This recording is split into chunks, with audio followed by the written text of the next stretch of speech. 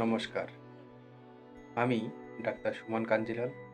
আজকে আমি joint pain কমানোর উপায় নিয়ে আলোচনা করব। জয়েন্ট পেইন বা অস্থিসন্ধির ব্যথা একটি সাধারণ সমস্যা, যা বয়স বাড়ার সাথে সাথে বাড়লেও বর্তমানে তরুণদের মধ্যেও দেখা যাচ্ছে। হাঁটু, কোমর, কাঁধ বা হাতের জয়েন্টে ব্যথা হলে চলাফেরা করতে অসুবিধা হয় এবং দৈনন্দিন কাজ ব্যাহত হয়। অতিরিক্ত ওজন, দীর্ঘক্ষণ এক জায়গায় বসে থাকা, আঘাত, হাতের দুর্বলতা, আর্থারাইটিস বা পুষ্টির অভাব এই সমস্যার প্রধান কারণ হতে পারে। তবে কিছু সহজ নিয়ম মেনে চললে এবং সঠিক যত্ন নিলে এই ব্যথা অনেকটাই কমানো সম্ভব।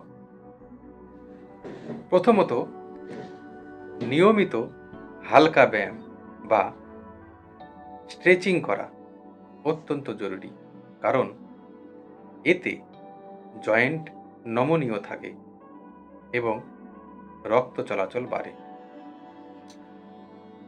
দ্বিতীয়ত, দীর্ঘক্ষণ এক ভঙ্গিতে না থেকে মাঝে মাঝে নড়াচড়া করা উচিত। তৃতীয়ত, শরীরের ওজন নিয়ন্ত্রণ রাখা খুবই গুরুত্বপূর্ণ, কারণ অতিরিক্ত ওজন জয়েন্টের উপর চাপ বাড়ায়। প্রাকৃতিকভাবে গরম সেক বা তেল ম্যাসেজ করলে ব্যথা কমাতে সাহায্য করে। এছাড়া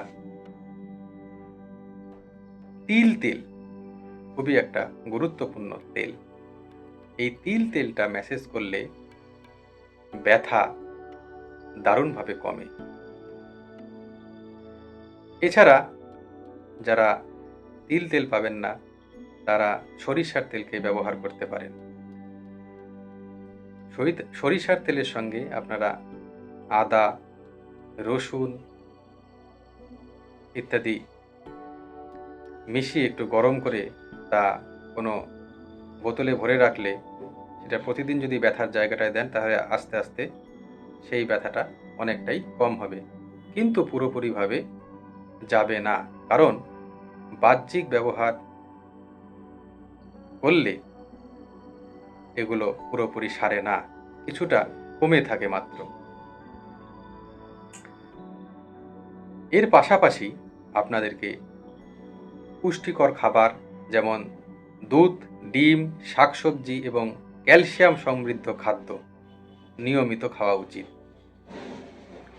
অনেকেই হোমিওপ্যাথিক চিকিৎসা যেমন রাস্ট্রক্স, ব্রায়োনিয়া, আর্নিকা, রুটা, ক্যালকেরিয়া কার্প ইত্যাদি ব্যবহার করে উপকার পেয়ে থাকেন। তবে এই ওষুধগুলি লক্ষণ অনুযায়ী ব্যবহার করতে হবে।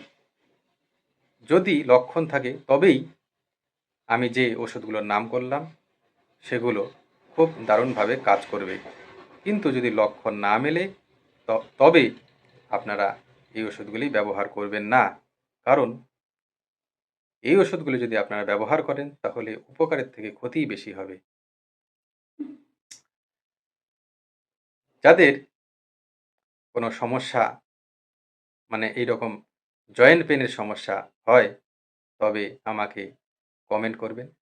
আমি অবশ্যই আপনাদের কমেন্টের উত্তর দেব। তো এর পাশাপাশি আপনাদেরকে একজন অভিজ্ঞ চিকিৎসকের পরামর্শ নিতে হবে এবং পর্যাপ্ত জল পান করতে হবে, এবং জল পানের পাশাপাশি বিশ্রাম করাও জরুরি, কারণ স্ট্রেস শরীরের ব্যথা বাড়িয়ে দিতে পারে। যদি জয়েন্ট পেন দীর্ঘক্ষণ ধরে থাকে, ফুলে যায় বা চলাফেরা খুব কষ্টকর হয়ে পড়ে, তাহলে দেরি না করে ডাক্তারের পরামর্শ নেওয়া জরুরি। সঠিক জীবনযাপন, নিয়মিত যত্ন এবং সচেতনতার মাধ্যমেই জয়েন্ট পেন কমিয়ে স্বাভাবিক ও সক্রিয় জীবনযাপন করা সম্ভব। তাহলে আজ এই পর্যন্তই। নমস্কার।